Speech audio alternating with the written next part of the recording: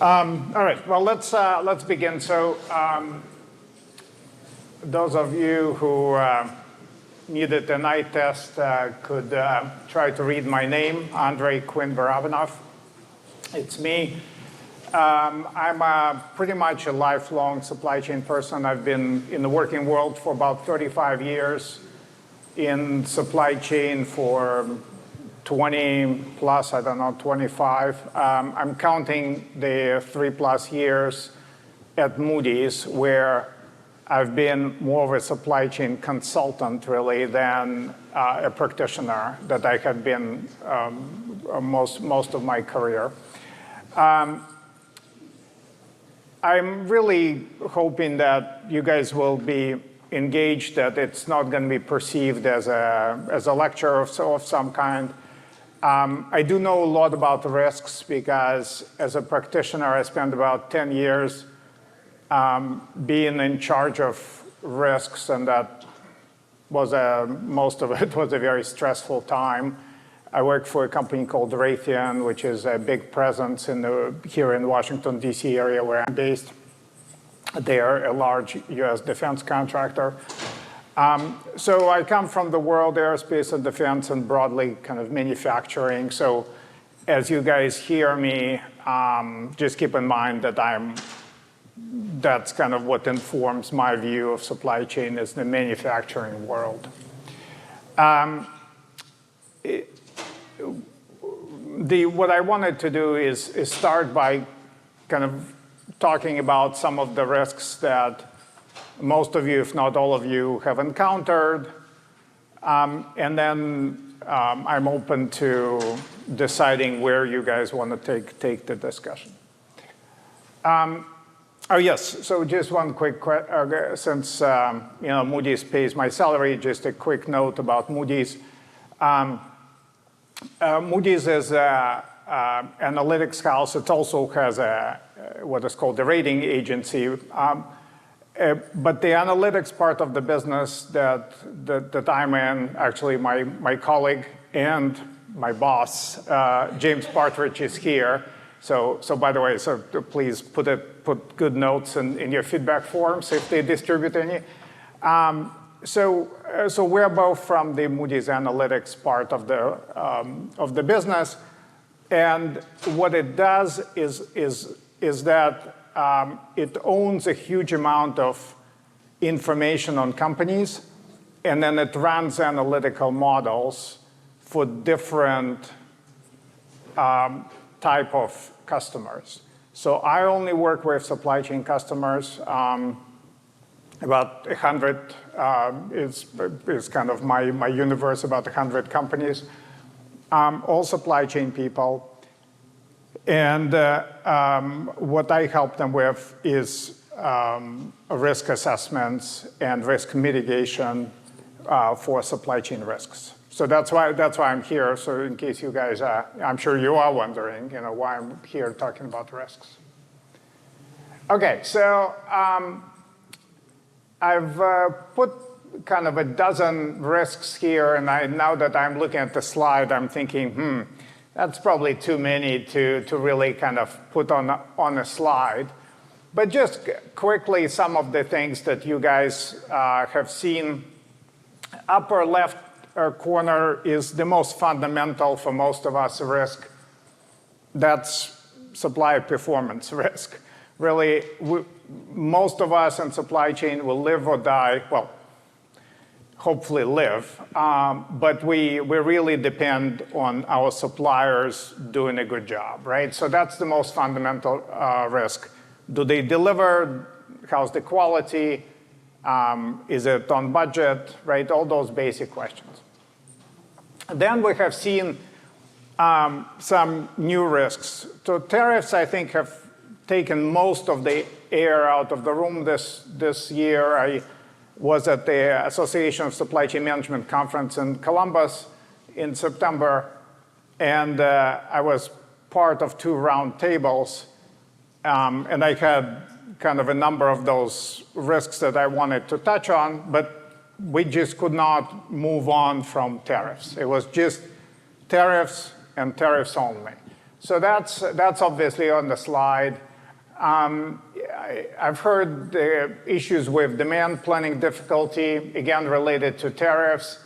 Also related to tariffs is just the whole issue of sourcing. Tariffs are meant to do several things, but the key thing that they're meant to do, right, is to reorient sourcing. Get you to move to a US source from a foreign source. But that's not easy because nothing has been really carved in stone. Or, I mean, heck, nothing has been even written in clear numbers on paper at this point. So making any sourcing decision is just, I mean, it's really impossible, right? Sourcing decisions are made kind of longer term, and you just cannot do it right now. There is, supply chain has always been relatively immune to reputational risks. There's always been a talk about that, but you really had to have a very close supplier to you to really feel the impact of them committing a crime or doing something really bad that lands in the news. But the environment has been so hyper-political that reputational risk has definitely become more than usual. We all know about geopolitics. You know, you have the Russia-Ukraine war. China is a bit of a geopolitical issue, obviously. So that's been a factor. There has been just a lot of government actions of all kinds. Obviously, the US is big on tariffs these days, but other governments have responded with all sorts of actions. There have been a lot of asymmetrical actions. When you look at what China is doing, right, so they don't necessarily just say, oh, we'll impose tariffs on US goods. They say, oh, we'll start an investigation into Google's practices or, you know, big tech's practices in China, or we'll restrict, of course, rare earths. I mean, most of us in manufacturing have heard of restrictions on exports of rare earths out of China, which is an important ingredient in manufacturing. So it's, compliance is always very complex. And then the bottom row here is starts with a cell called AI. And people are joking that with AI, there are people who think, OK, this is going to be the end of the world. And there are others who think it's going to make everything better. But the bottom line, right, is we're all going to be affected. And are we doing anything to kind of prepare personally or organizationally? So that's, you know, sometimes I feel like I just kind of stick my head in the sand about AI and kind of just wait to see what happens. But that's probably not the right thing to do. Also in the bottom, cyber, you have sustainability.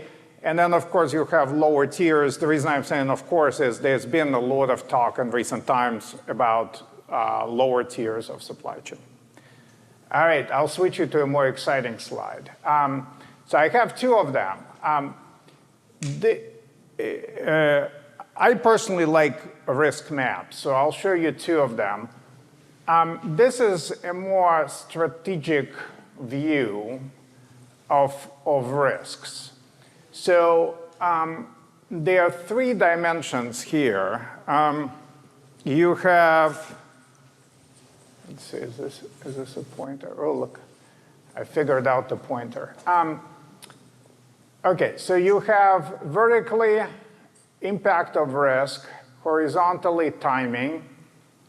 So tactical risks, and what's happening now is in the lower left-hand corner. And then the size of the bubbles is meant to kind of indicate the relative sort of dollar value, if you want to think in terms of just financial size. And there are several ways to quantify the size. This is just me putting things on a map, but this is the kind of stuff that Moody specializes in. So we quantify risks and allows you to prioritize them. But so in this example, and it will end with a question or more than one really for you guys, kind of asking what are the most pressing risks for you kind of this year and then as you look forward. So I put some of the risks that I just mentioned, I put them on the map. And what colors indicate are kind of what I see as a result of this type of prioritization as more important. So tariffs, because it's like here and now, I colored them red. Also red is the, as I said, most fundamental operational risk here, the big circle. And then AI, despite my own kind of passive approach to thinking about impact of AI on supply chain, I think it really truly belongs kind of at the top and at the top of your list of priorities. Some other risks that I think kind of in this type of map, to me, they are less important. I think cyber for supply chain is less important.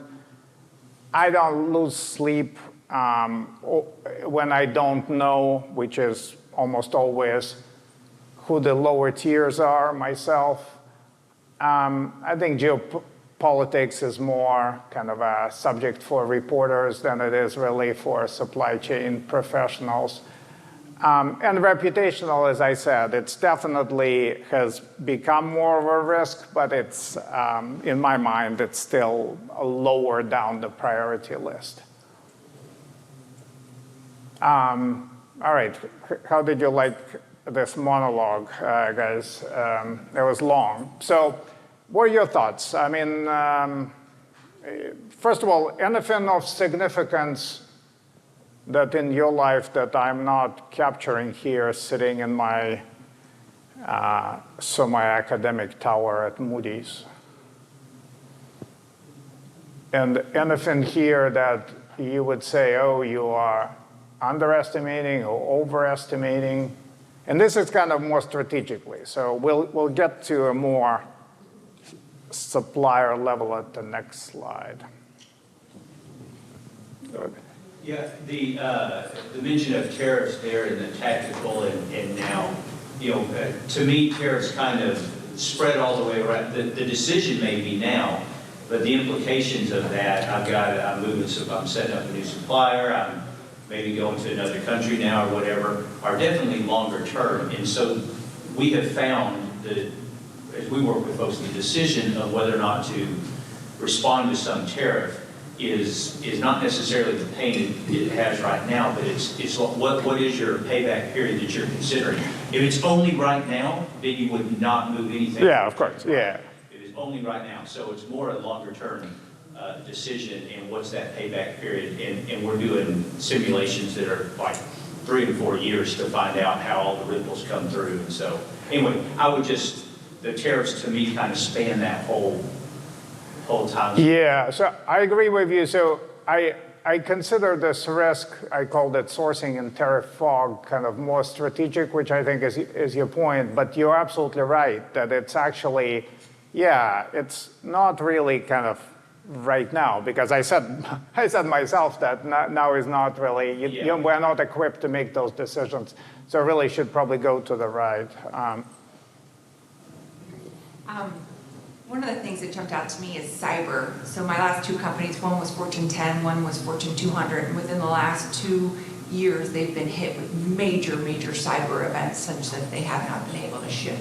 And for those core businesses, namely distribution, has brought the businesses to its knees for an extended period of time. So there is very much a reality of cyber. It's extremely expensive. And in both of those organizations, we spent a tremendous amount of time planning, spent a lot of time with the board talking about cyber, And it did happen, and it had major impact. What, was it related to suppliers, or was it a direct? Technology, I mean, it was, not, But it was to business. equipment that was sourced from a vendor, or, you know, when you're saying technology, it was something that could have been kind of foreseen or managed by supply chain? Prepare for it, right? You try and do tabletops, you try and do everything that you can, but when it really hits, it's a force.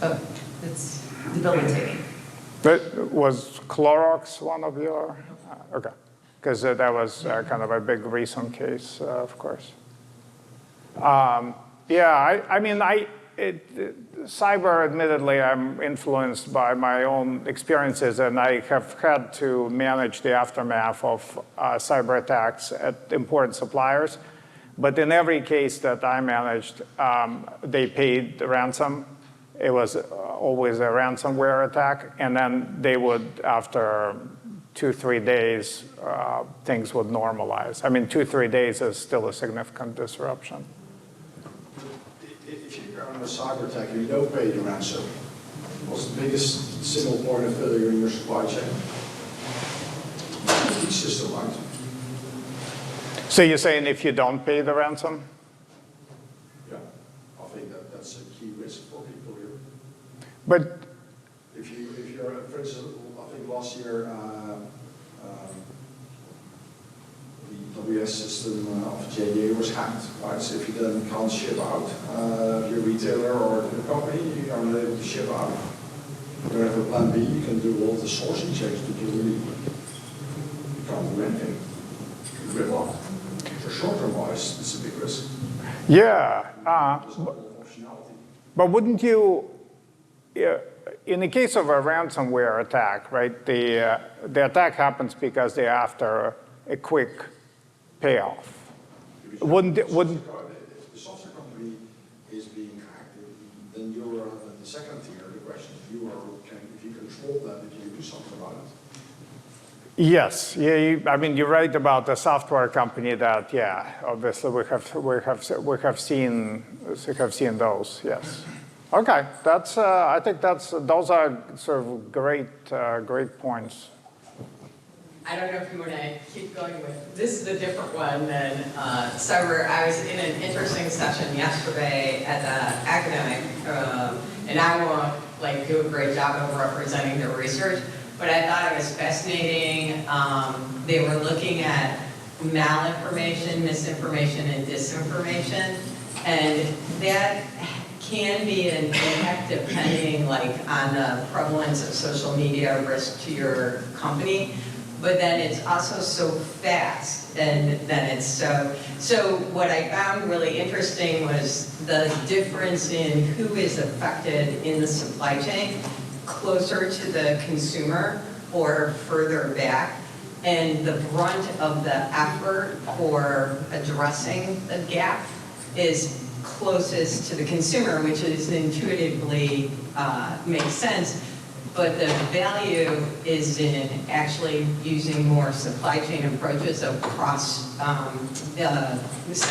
coordination and collaboration. But we don't really do that yet in advance. We don't plan it in advance. So I thought that was a very interesting risk that I'm still processing all of that. But I thought that was interesting. Yeah, I mean, in general, obviously, supply chain is not famous for kind of doing a lot of things in advance, right? A skill we all learn in supply chain is being reactive and kind of hopefully reacting fast. So that's, one of the things I kind of focus the most is trying to come up with more predictive indicators. Yeah. I mean, you guys all know the sort of the downside of working in supply chain, where you just get blamed for things going wrong, right? And it's they're hard to foresee. So anything we can do, to do things in advance. Good. Where are the natural disasters and it used to be that like in the Resolute risk index, Yeah. their biggest one was factory fires. Yeah. So. I don't know if I see that anywhere So you've actually kind of identified a material weakness here in the slide, because Moody is a major provider of information and analysis of natural disasters. So you've just seen me shooting myself in the foot where I forgot to add a risk that our company sells, and therefore I'm sure it's part of my payment sort of structure for my salary. But yes, so a couple of points on this is and I'm well familiar with Resolink. They do some, kind of good work, although I think at the moment they seem to me like they're a bit stuck. At least that's kind of my impression. But well, they got the wrong model for 2025. It was a great model for 2011 or whatever it was when they started. Yeah. But now you do it with AI. Yeah. So that's, so they've pivoted. Yeah. So we'll see. Like any pivot, right? Pivoting is only easy when you say it. But doing it as well, no, is a little trickier. But so look, on the natural disasters, it's a risk, but I personally see it as a risk that supply chain does a good job actually managing. Because like as a supply chain person, you usually know where facilities are of your suppliers, not your facilities, but your suppliers' facilities, that are in danger of a climate event of some kind, of a natural disaster. You don't usually have much visibility in the tier 2. Okay. So that's I think is, to me, that's more of a question of tiers. And so I think tiers are less important. So the reason I think tiers are less important is because, yes, you can construct this chain. So in the case of natural disasters, the main reason I think lower tiers are less important is because there is very little you can do about the lower tier risk, right? You can go. Well, you're not going to go, but you can call a lower tier company and say, hello, we're calling you from our big time business, and we would like you to address this risk. They're going to be polite, they will take your call, right? But they don't owe you anything, right? Because you don't have a business relationship with them. That's kind of the main reason I don't think it's all that enriching to know about lower tiers. But specifically about natural disasters, yes. I mean, can it ambush you? Yes. But it's not a kind of a direct impact. And it's also what I will kind of ask us is, who has really seen like a natural disaster that really took something out for weeks? Toyota and the tsunamis in Japan. Yeah. But that to me, I probably have yeah. 100 examples. To me, that's like a black swan event, like COVID, right? Is it a risk? Yes. Does it kind of belong on the risk map? You can decide if it belongs on your risk map. But the tsunami that happened in Japan was once in a lifetime, well, hopefully, event. That's kind of the way, at least, I perceive it. But I take your point. I mean, going back 30 years, there was 2 firms that made the epoxy for semiconductors, and one of them blew up and dramatically changed semiconductor production. 2012, you had Evonik, the plant blow up that made PA12 resin. All the auto companies, because it was down in the lower tiers, all the auto companies didn't see that coming. Production was slowed down. I mean, there's a lot of those kinds of Yeah. And so look, so the point here, right, is not for me to kind of sell you on the exact placement of the bubbles or all the bubbles that need to be here. This is just to, first of all, to get your reactions, which I really appreciate, truly. And two is to kind of get you guys thinking about a way to organize risks. So another way is, it looks very similar because I have personally authored those two charts. That's why they look so good. But what you're looking at here, this is more of a supplier level risk. So before it was like, okay, the CEO or other very important person in your company asks, so this previous slide, right, asks you, okay, so what are the risks you're really worried about? So that's an answer to that question. And then this is more of an internal supply chain view of your key suppliers. When you think about your top 50 suppliers, kind of what are the risks you're worried about here? And what you're looking at is, so vertically, you have the financial impact of risk, and horizontally, you have probability. So here I made it a little easier. All the bubbles, they're all the same size, although you can, again, you can use the size of the bubbles as well.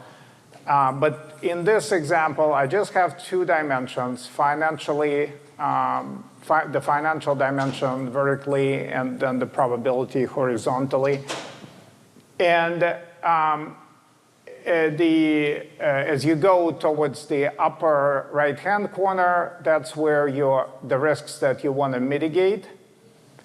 And the risks kind of that are closer to the lower left-hand, I just have the higher prices, which really have been less of an issue recently. Those are risks that you want to accept. Now, this is a very important practical point for those of us kind of spending our lives in supply chain. It's very easy for higher-ups, particularly from outside of supply chain, to be in your face and say, hey, how come you didn't see, how come you didn't do anything about this risk or that risk? Once, for instance, you have something bad happening, whether it's natural disaster hit a second-tier supplier's factory, or a cyber event took a company offline. There are always people in our face asking, how come you didn't see it? And so I'm a huge fan of documenting the risks you're accepting. It's a little tricky to kind of get people's signatures either literally or metaphorically, just by them saying, okay, fine, I agree to this map. But I find it very important to document the risks that the company is accepting, and therefore you shouldn't be blamed for them. Okay, so that's, I think, it's again a practical point, but an important one. Then a final thing to say about this risk map is this dotted line that goes across is something that I named beautifully a risk frontier, but what it is simply is your company's risk tolerance. So most companies have it in the middle. I have a number of companies that have fairly high risk tolerance. Those tend to be kind of smaller with less resources. And then I have at least one company with extremely low tolerance of risk. They actually don't want to accept any risks. They want to have at least a plan for everything. But that, to me, that's a waste of resources. But that's their choice. So that's a kind of a supplier view. What are your thoughts about this?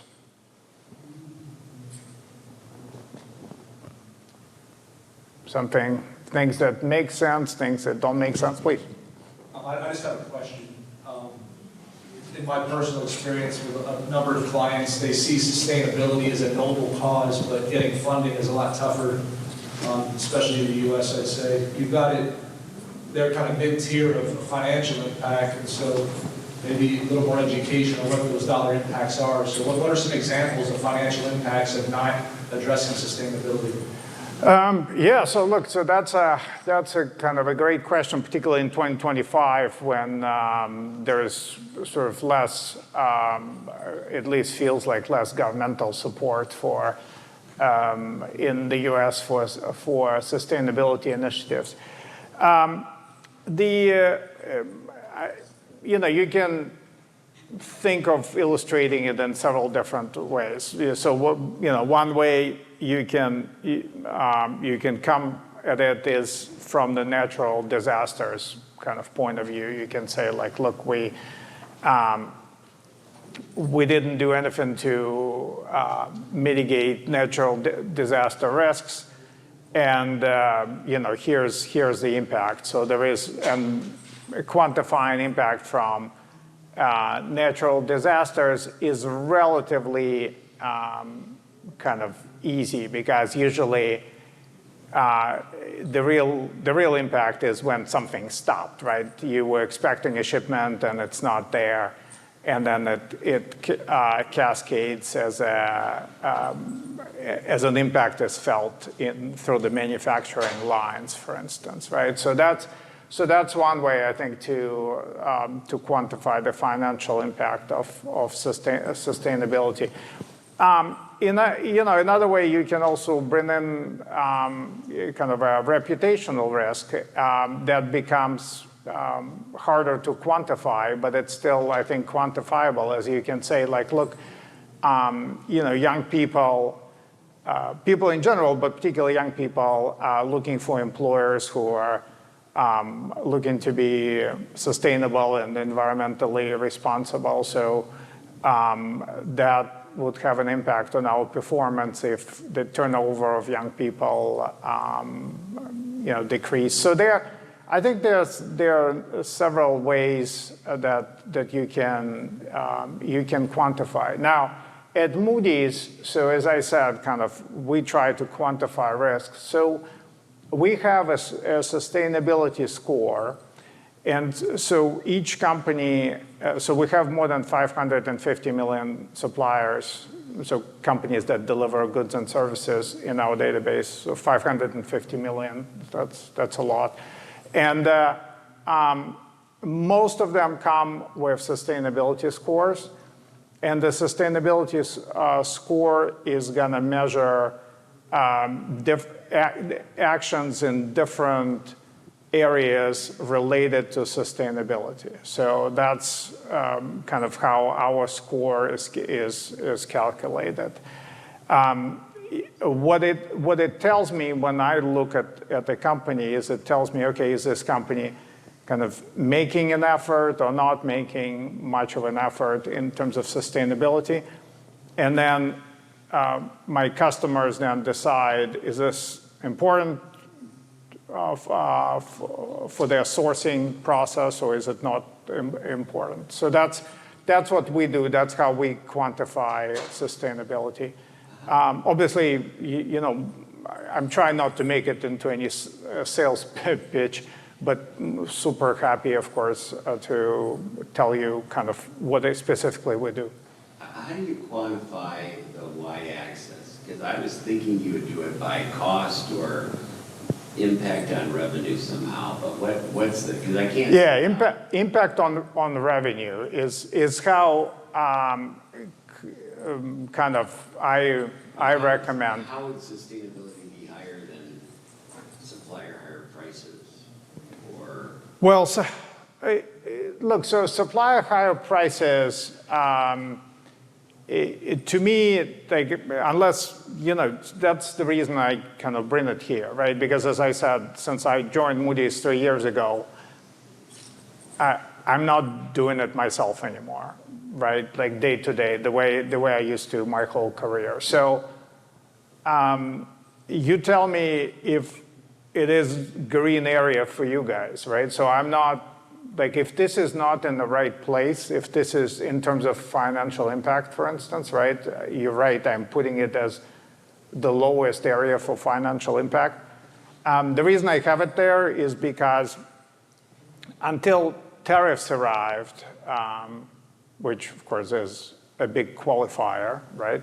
But until tariffs arrived, it looked like supply chain had a handle on inflation. That's what it looked like to me. Whether, it's sort of, you're probably correct questioning whether something like sustainability really belongs as high here. But, that's why I'm. Access is a financial Yeah, metric. correct. It seems like that's higher than I would think it would be. I mean, we're going to present the logistics management index tomorrow, and a huge headline is the incredible slowdown in transportation in September, and a lot of it has to do with the higher prices and the tariffs, and we're seeing a never seen before in a September slowdown. Yeah, no, you're absolutely right about that. Full disclosure, this slide, I built this slide, or updated actually this slide, kind of early this year, and now that I look at it, I don't know, does this area really look green to me?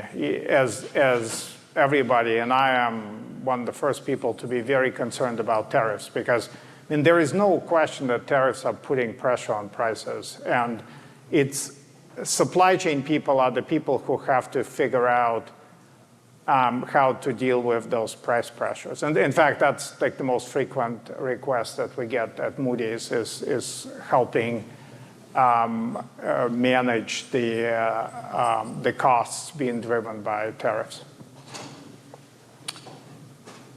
Any other reactions you guys have to this? These are good points, I think.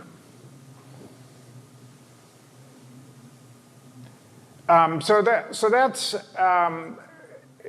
this map. It has been tested. So I'm not talking about the specific placement of the bubbles, but the approach. And I got a lot of over time. I got a lot of positive feedback from customers to this map, because the advantage of it shows that supply chain is thinking about risks in a structured way, which is counters one of the big accusations that I usually leveled at supply chain, that the supply chain people are just, they're sticking, their finger out to the wind and trying to figure out which way things go. And it's not a quantitative enough risk management effort. This is quantitative. Okay, then let me just wrap up since we're up against lunch, of course. Just very quickly about Moody's. So I mentioned we have a database of 550 million suppliers. We use different analytical modules. We sell to different functions. But in the world of supply chain, we have scorecards that are bases for risk prioritization and mitigation. And the risks that are most popular here with our customers are financial. We have operational risk. I don't know if anybody else has operational risk indicators other than Moody's. Compliance risk is very popular. We have cyber risk scores. Geopolitical, that's a strength of Moody's. Sustainability, I mentioned that. And then we have a solution for lower tiers. And as I said, we do sell a lot of information on natural disasters, but less in supply chain, which is why it's not on the supply chain slide. So that's kind of who we are. There are some other companies that provide bits and